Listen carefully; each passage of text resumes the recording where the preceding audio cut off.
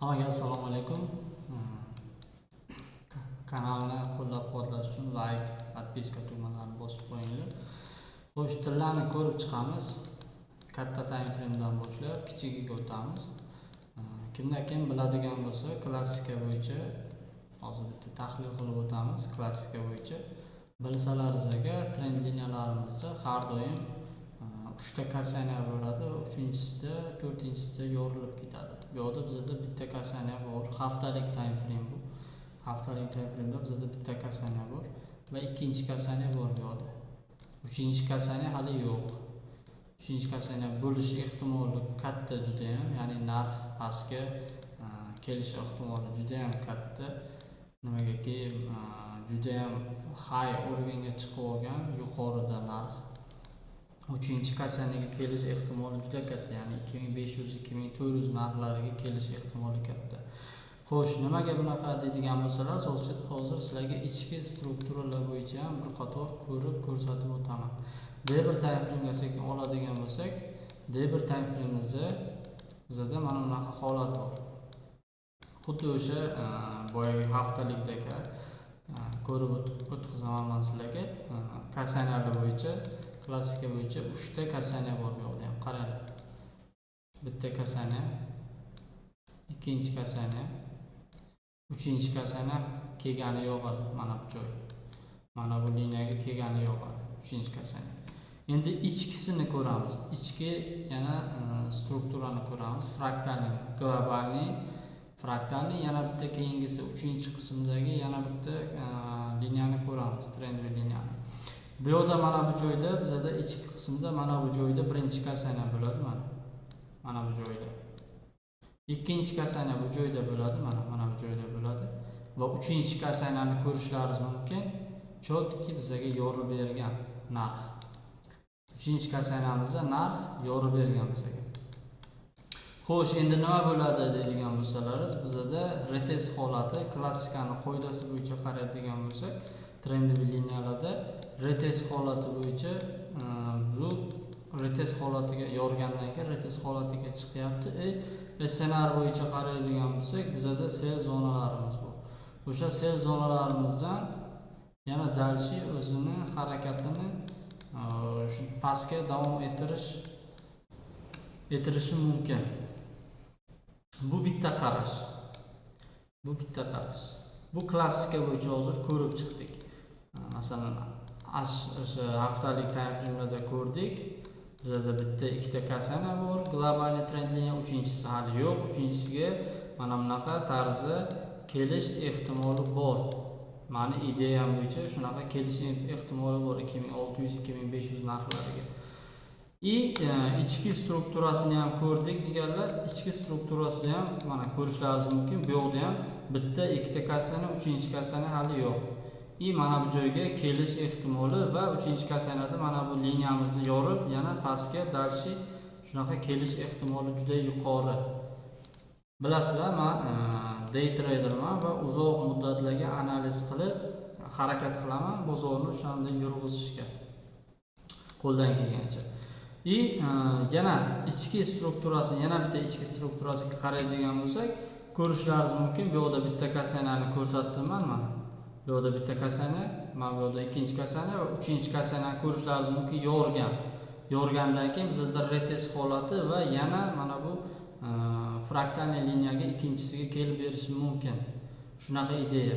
Va pastdagisiga yana buni yorib turib, 3-kasaniya pastdagi haftalik time frame'dagi globalniy trend liniyaga kelish ehtimoli juda ham katta.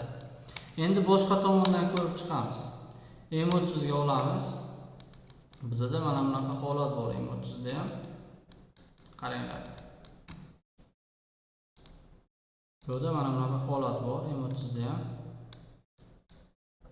To'g'ri, bizda M30 da masalan, как положено ichki struktura bo'yicha mana bu joyda oxirgi o'sha maksimumimizni yangiladi. Mana bu joyda maksimum bor edi, mana bu joyda maksimum bor edi.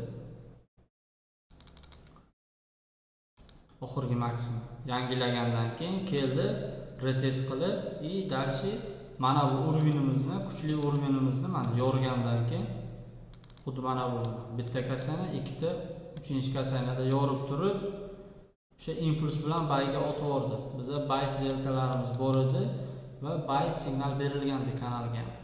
Endi qaranglar jigarlar. Nima demoqchiman? O'z bizda mana bunaqa tarzda qaraydigan bo'lsak ham mana bu yoqda ham bizda trendoviy liniyamiz bor. Ya'ni bitta kasaniya, ikkita kasaniya, uchinchisi. Tushunyapsizlarmi? Bizda dushanba kunda shunaqa holat bo'lishi mumkin. Yokida hozir endi bitta H4 ga sakraymiz. H4 ga sakrab turamiz. Mana bu joyda bizani FVG'miz bor. FVG'miz va o'sha resistentlarimiz bor. Narx yokida M30 ga bitta o'tib olamiz. Yokida narx shunaqa kelib turib mana shu sell zonamizdan pastga harakat qiladi. Yoki mana shu turgan joyidan pastga kelib mana bu trendoviy liniyamizni yorib yana pastga harakat qiladi. Biz ikkita holatda ham ishlab bilamiz. Qanday deydigan bo'lsalar, qaranglar ko'rsataman. Mana bu yerda bitta trendoviy liniya chizamiz. Qachonki narx bu yerda bitta urvinchamiz bor. Mana shu joyni, mana bu trend liniyani yorgandan keyin biz sellga kirsak bo'ladi. Mana bu joyni masalan yoradigan bo'lsa, yana mana shu zonamizni, mana support zonamiz bor bu yerda bizning SNR bo'yicha. Bu yerni yana yoradigan bo'lsa, yana pastga biz bu yerdan yana dalifka qilib, mana bu joylarimizni yorganda, break qilganda yana dalifka qilib, yana sellga ketkizsak bo'ladi narxni. Yokida biz kutamiz. Mana bunaqa tarzda bo'ladigan bo'lsa, hozir noaniq turibdi. Mana bunaqa narsa ham bor bozorda. Ikki xil yo'nalishda ko'rsataman. Bunaqa narsa ham bor. Mana bunaqa kelib turib, xuddi mana bu zonamizni mana sweep qilib turib, sweep bilasizlar, likvidlarni yechadi. Sweepni bilasizlar, likvidlarni yechadi. Mana bu H4dagi mana bu sweepimizni, mana bu likvidimizni sweep qilib turib, yana pastga ketishi mumkin. Ehtimoli bor. Biz o'sha uchun zonalarni chizib olamiz mana. Bu yerda bitta zona qo'yamiz, support zonamiz.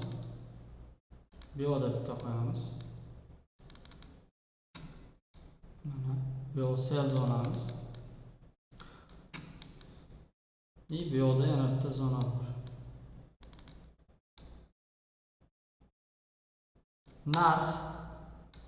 Narx qachonki mana shu joyni kelib turib, xuddi mana shu zonamizni tana bilan buzadigan bo'lsa agar, break qilsa agar, bitta retest qilib, dalshi mana bu joygacha chiqib beradi. Yokida shu joydan, shu sell zonadan, bu ham sell zona, pastga kelib turib, mana bu zonamizni, mana bu sell zonamizni yana bitta break qiladigan bo'lsa, yana pastga tushib beradi. Break bilasizlar, tana bilan yorilish. Ya'ni sizlarga hozir ko'rsatib o'tishim mumkin, mana bunaqa bo'ladi u narsa. Mana bu joyda mana bor, mana. Ya'ni o'sha bu yerda support zonamiz bor. Narx kelib turib, mana break qilyapti, orqaga retest berib, yana dalishi sellga ketyapti. Ya'ni mana bunaqa zona bo'lsa, mana narx kelyapti, break qilib sindirib ketyapti, bitta retest qiladi, dalishi yana ketadi. Xuddi shunaqa holat bo'lishi mumkin. Yokida pastga keladigan bo'lsa, mana zona, narx bu yerda kelyapti, break qilyapti, bitta atkat, pastga ketadi. Xuddi shunaqa narsani kutishimiz mumkin. Ya'ni mana bu joyda ham, mana bu joyda bizning zonamiz bo'ladi. Bizning zonamiz mana bu joyda bo'ladi. Ko'rishimiz mumkin. Bu yo'lni break qilsa, tana bilan retest qilib bitta ketishi mumkin. Yokida bu yo'lni break qilsa, retest qilib ketishi mumkin. Tushunarli bo'ldi degan umiddaman. H1, D1 ni ichki fraktalni liniyalarigacha polni tushuntirib berdim. Videoni yana bir marta boshidan ko'rsalaringiz agar polni tushunib olasizlar ideyani. Like, podpiskani bosinglar jigarlar, podдержка qilaveringlar. Kanalimiz 500 ta bo'lsa agar zo'r bitta strategiyani tekinga o'rgataman. Hammaga omad.